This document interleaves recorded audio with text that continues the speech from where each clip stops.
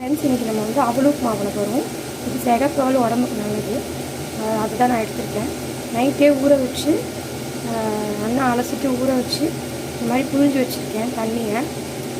இது மாதிரி வச்சுக்கிட்டு சாதாரணமாக நம்ம உப்புமாவுக்கு எப்படி தாளிப்போமோ கடுகு, உளுத்தம்பருப்பு, காய்கறி எல்லாமே போட்டிருக்கேன். பட்டாணி, கேரட்டு, குடமிளகாய் எல்லாம் போட்டிருக்கேன். இதில் ஒரு டிப்ஸ் என்னென்னா, இந்த அவல் உப்புமாவை நீங்கள் தேங்காய் எண்ணெய் பண்ணி பாருங்கள். சூப்பராக இருக்கும் அவல் உப்புமா. அதான் இது வதங்கினதுக்கப்புறம் இந்த அவளையும் போட்டு மூடி வச்சு இதிலே நான் பச்சை மிளகாவுமே இதிலே குட்டி குட்டியாக நறுக்கி போட்டேன்.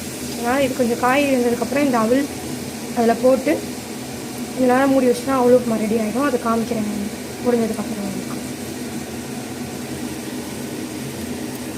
ஹாய் ஃப்ரெண்ட்ஸ், இப்போ நான் அந்த காய்கறி வதங்கினது காமிச்சேன் இல்லையா, அதுக்கப்புறம் அவளையும் போட்டு ஒரு பரட்டிட்டு ஆஃப் பண்ணிவிட்டு, ஆஃப் பண்ணதுக்கப்புறம் புளிப்புக்காக லெமன் புளியலை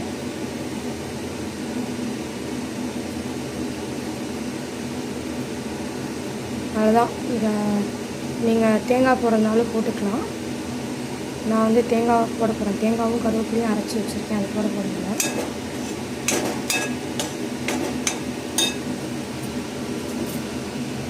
லெமன் புழிஞ்சிட்டு நான் கடைசியில் இறக்குறப்போ தேங்காய், கருவேப்பிலை எல்லாமே அரைச்சி வச்சுருந்தேன், அதையும் போட்டு ஒரு பரட்டியாச்சு. இதை இப்போ சர்வ் பண்ணலாம்.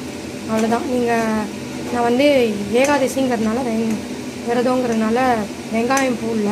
உங்களுக்கு தேவைப்படுதுன்னா நீங்கள் வெங்காயம் போட்டு கூட பண்ணிங்கன்னா நல்லாயிருக்கும். அவ்வளோதான். இது இந்த டேஸ்ட்டே வந்து என்ஹான்ஸ் பண்ணுறது இந்த லெமன் புழியறது தான். புழிஞ்சு பண்ணி பாருங்கள் எப்படி இருக்குன்னு சொல்லுவோம். Bye. Subscribe to my channel.